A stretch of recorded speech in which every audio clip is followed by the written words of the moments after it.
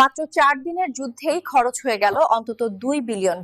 বিশেষজ্ঞরা মনে করছে এই যুদ্ধ দীর্ঘমেয়াদী হলে আমেরিকার ব্যয় আরো কয়েক গুণ বৃদ্ধি পেতে পারে। মাত্র 4 দিনের ঘটনা, আর এই 4 দিনেই মধ্যপ্রাচ্যে আমেরিকার প্রায় $2 বিলিয়ন সামরিক সরঞ্জাম পুরোপুরি একেবারে ছাই হয়ে গেছে। এটি সাম্প্রতিক ইতিহাসে মার্কিন বাহিনীর অন্যতম বড় কৌশলগত বিপর্যয়।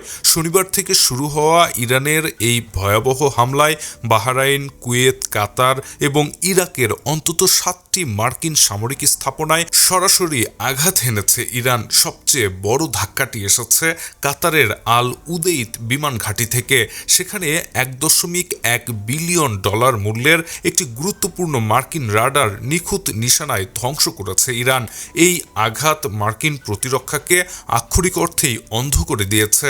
অন্যদিকে কুয়েতে নিজেদের ভুল আঘাতেই পুড়ে ছাই হয়ে গেছে যুক্তরাষ্ট্রের $282 মিলিয়ন 3টি F-15E যুদ্ধ বিমান।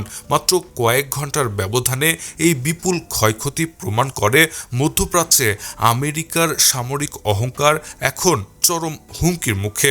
এদিকে বিপর্যয়ের আগুন শুধু বিমান ঘাঁটিতেই আটকে নেই, সরাসরি আঘাত হেনেছে মার্কিন নৌবাহিনীর একেবারে প্রাণকেন্দ্রে।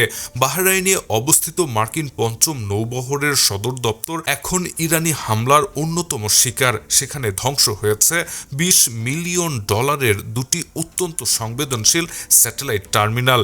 একই সাথে আমিরাতে থাকা $50 কোটি একটি মার্কিন অ্যান্টি ব্যালিস্টিক রাডারও ধ্বংসস্তূপে পরিণত হয়েছে।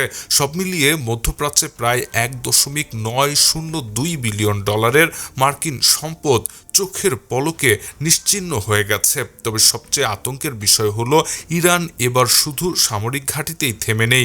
সৌদি আরব, কুয়েত এবং দুবাইয়ে থাকা মার্কিন কূটনৈতিক মিশনগুলোতেও ড্রোন ও মিসাইল হামলা চালানো হয়েছে। তবে আশ্চর্যের বিষয় হলো এত বড় ধ্বংসযজ্ঞের মাঝেও ইরান বড় কোনো প্রাণহানি ছাড়াই নিখুঁতভাবে মার্কিন সামরিক সরঞ্জামগুলো ধ্বংস করেছে।